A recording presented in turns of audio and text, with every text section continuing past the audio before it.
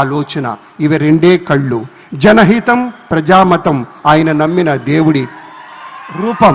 ఆ విధంగా చంద్రబాబు నాయుడు గారు రాబోయే ఎన్నికల కోసం కాదు, రాబోయే తరాల కోసం కృషి చేస్తాడు. కాబట్టే నిజమైన నేతగా ఉంటాడు. మన పవర్ స్టార్ పవన్ కళ్యాణ్ గారు విచ్చేశారు. గట్టిగా మీ కరతాళ ధ్వనులతోటి స్వాగతం చెప్పండి.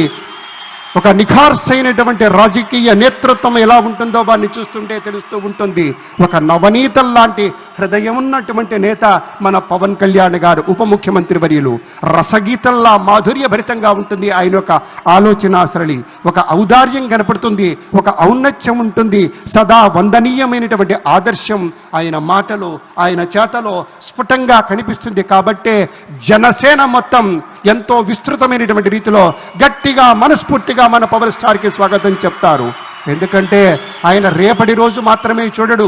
మన చంద్రబాబు గారిలా ఒక దీర్ఘగామి, దీర్ఘదర్శి. అలాగే ఒక దీర్ఘదర్శిగానే ఉండటం మాత్రమే కాదు, శీఘ్రగామి. అనుకున్న పనులు చిటికలో సాధించుకుంటూ వెళ్ళాలి, దానికి కావలసిన తోటి విజన్ తోటి ముందుకెళ్ళాలి అంటాడు. అలాగే ప్రతినిత్యము, ప్రతిరోజు, ప్రతి గడియ ఈ రాష్ట్రం తాలూకు ప్రజల యొక్క క్షేమం గురించి హాయిగా ఆరోగ్యంగా ఏ చింత లేకుండా ఉన్నారా అనేటువంటి ఒక ఆలోచన చేస్తారు మన పవన్ కళ్యాణ్ గారు. అలాగే మన అందరి యదమందిరాలలో ఆయన ఆవాసం ఉంటున్నాడంటే అది ఆయన గొప్పతనంగా మనవి చేస్తే, తను పంచేటువంటి మంచితనాల సావాసమే.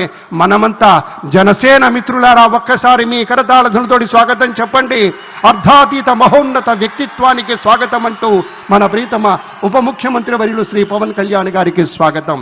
పెద్దలారా, మనిషి మనసు కలిస్తేనే ఒక మహోన్నతమైనటువంటి నగిషి నగల ధగాయమానంగా మెరిసేటువంటి రీతిలో నిరాడంబరత అనేటువంటి ఉనికిని నిశ్శబ్దమైనటువంటి విజయంగా మలుచుకుంటూ ముందుకెళ్ళినప్పుడే మనకి సాకారమయ్యేటువంటి దృష్టాంతాలు అనేకంగా మనవి చేస్తూ, ఇప్పుడు మరికొంచెం సేపట్లో మన ముఖ్యమంత్రిగా